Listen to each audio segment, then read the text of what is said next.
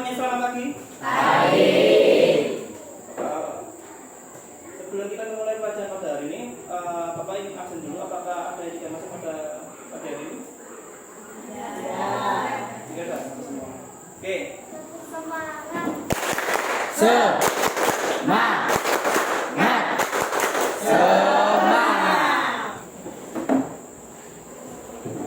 Oke semuanya, Bapak akan memberitahu bahwa pada pagi hari ini kita akan belajar mengenai dinamika penduduk benua Eropa. Yang akan kita pelajari di dalam materi dinamika penduduk benua Eropa pada pertemuan kali ini adalah satu, mengenai jumlah penduduk bangsa Eropa. Yang kedua adalah persebaran penduduk benua Eropa. Yang ketiga komposisi penduduk benua Eropa. Dan yang terakhir adalah kualitas hidup penduduk benua Eropa.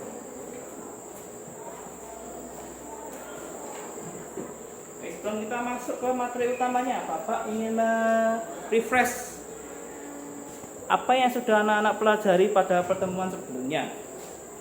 Ya, Bapak tampilkan di sini itu adalah gambar yang unik, mungkin sudah beberapa kali anak-anak lihat dan dipelajari. Gambar di depan adalah gambar apa? Ayo, gambar apa? Kelas 9 saya sih tak tahu. Piramida. A, B, C. Yang itu ya? Oke, ada yang B. Terus ada yang lainnya? Nak siapa? Lena. Ayo nak apa? Ini boleh nggak pilih? Nak siapa nih baca? Nak siapa? Dia. Nak siapa? Rizka. Rizka. Tadi Nak Rizka mengatakan bahwa piramida penduduk yang cocok untuk menggambarkan penduduk Indonesia itu adalah piramida ya. B. B semua ya kayak ini B. Nak siapa? Apa? Eva Rahayu. A. Jadi dinamika penduduk benua Eropa.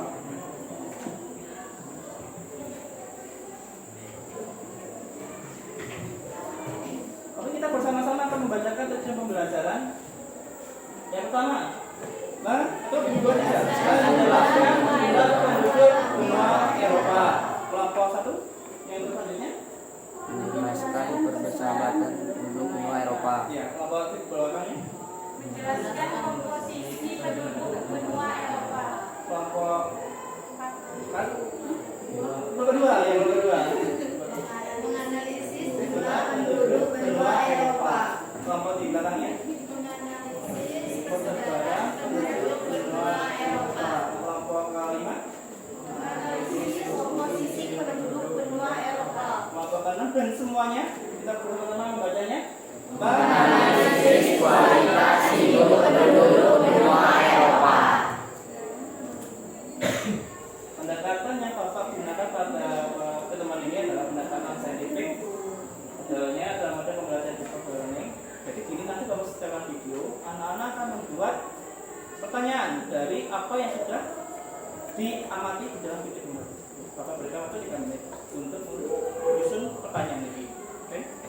Dan yang terakhir dari cara menggunakan ceramah yang Bapak lakukan saat ini adalah menjadi ceramah.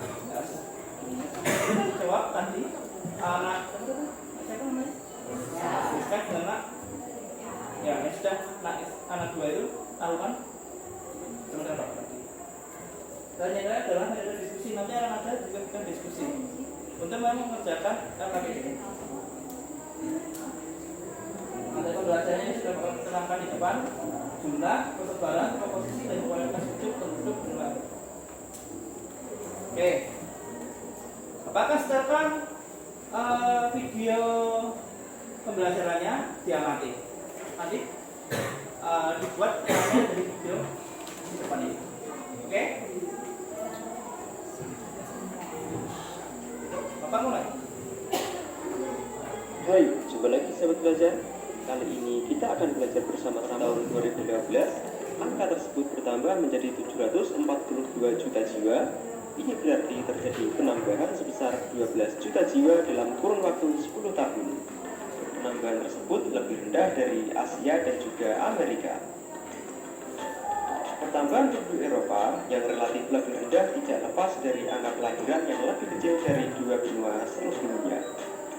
Dari dua benua sebelumnya, yaitu Amerika Afrika, dan Asia. Angka kelahiran hanya 11 jiwa per 1000 penduduk dan angka kematian juga sama. Oke, videonya sudah selesai. Terakhir selanjutnya adalah anak-anak Bapak berikan waktu 3 menit untuk membuat pertanyaan dari yang sudah anak amati pada video pembelajaran ini. Mulai dari sekarang. Silakan anak-anak.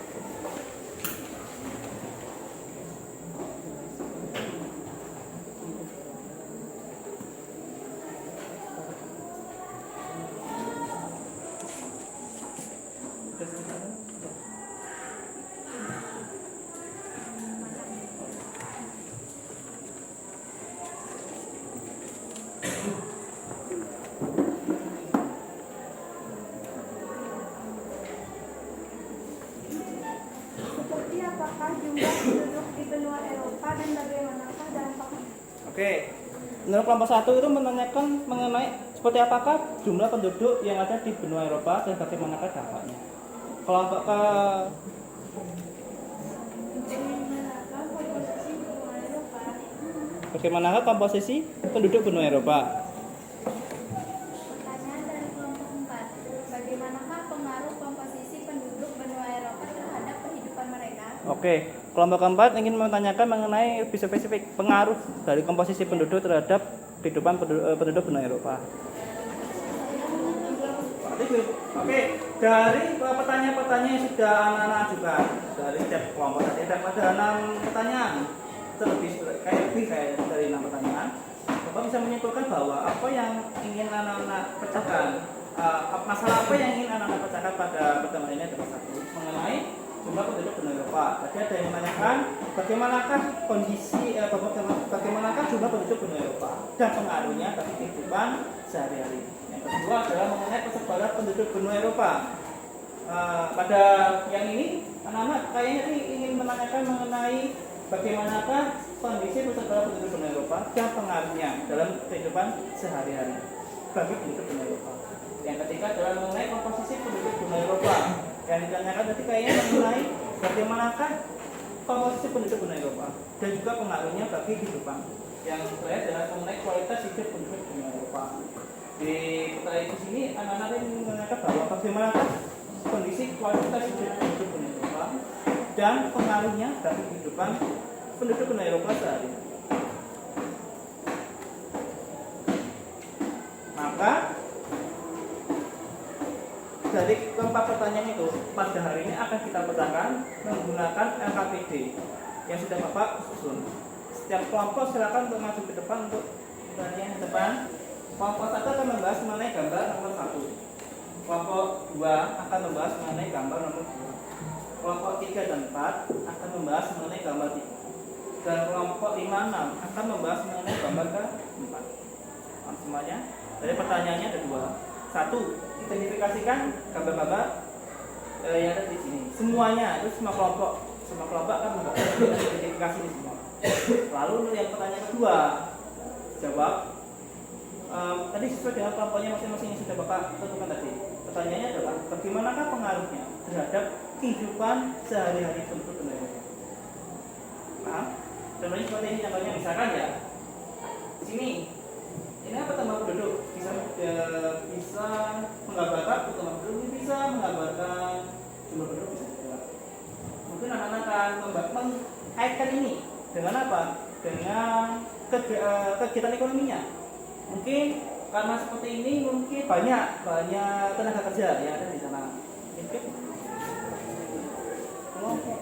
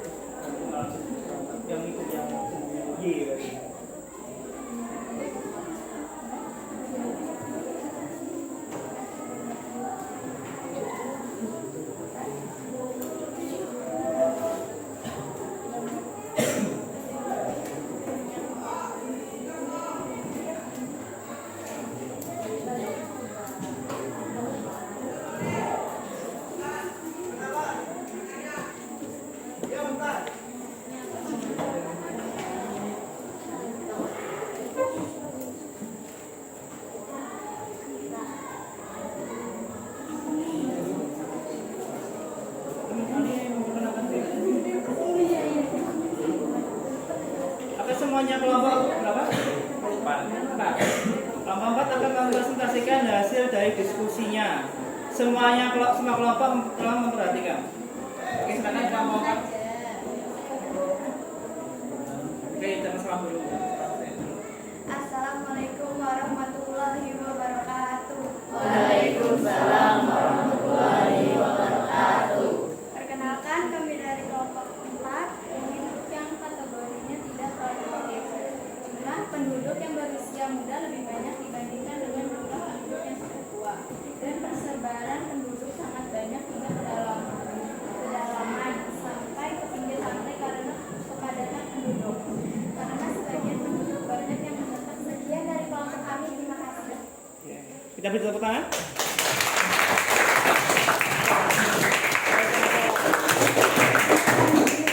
Oke. Dari kelompok yang sudah maju ini, Bapak bisa menarik kesimpulan bahwa yang gambar pertama itu kesimpulannya apa sebetulnya? Gambar pertama itu mengenai komposisi. Bahwa apa? Banyak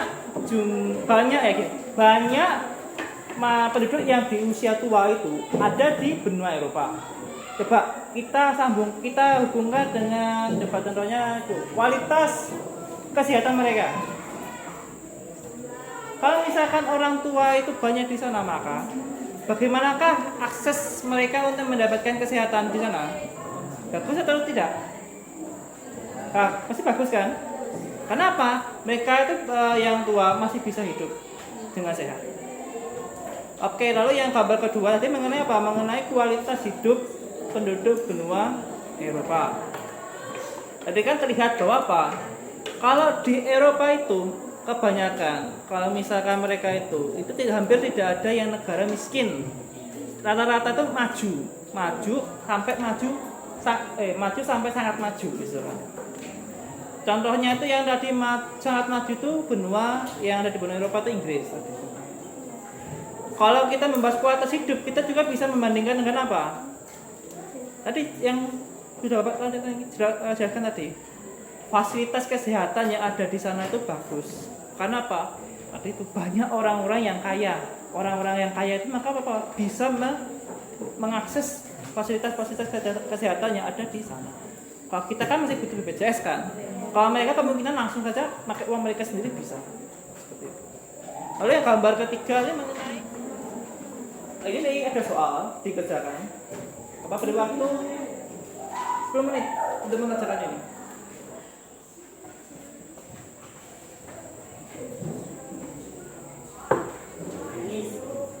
Lisa. Lisa.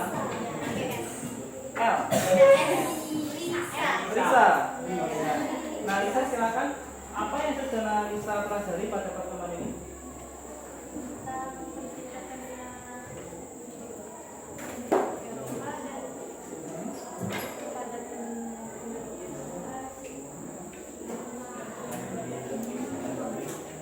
Itu saja.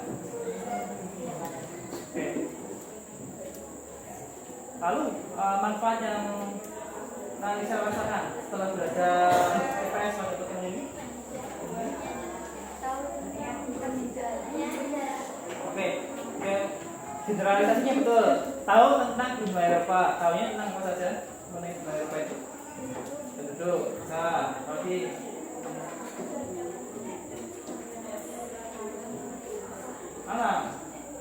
mungkin yang betul juga. Tadi kan kita bahas mengenai pedalaman juga, itu contohnya jalan juga. Tadi apa saja? Oke, lalu setelah kita belajar IPS ya pada pertemuan ini, sikap apa yang Nalisa rasakan sebelumnya setelah kita belajar IPS pada pertemuan ini? Mungkin tadi pas presentasi, bagaimanakah sikap percaya diri Nalisa setelah presentasi bersama dengan rapotnya tadi? Kurang yakin. Sekarang menjadi lebih baik. Bisa juga. Bagaimana mengenai itu sikap mengungkapkan pendapatnya? Tadi pas ketika diskusi tadi bagaimana, apakah semakin lebih baik?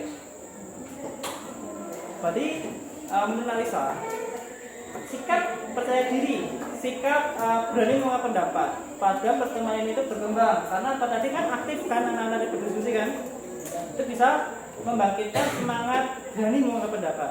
Lalu ketika saat presentasi tadi kan harus berani percaya dan harus percaya diri dalam mempresentasikan apa yang sudah didiskusikan dengan kelompok. Oke, Narisa, terima kasih. Kita beri tepuk tangannya kepada Narisa.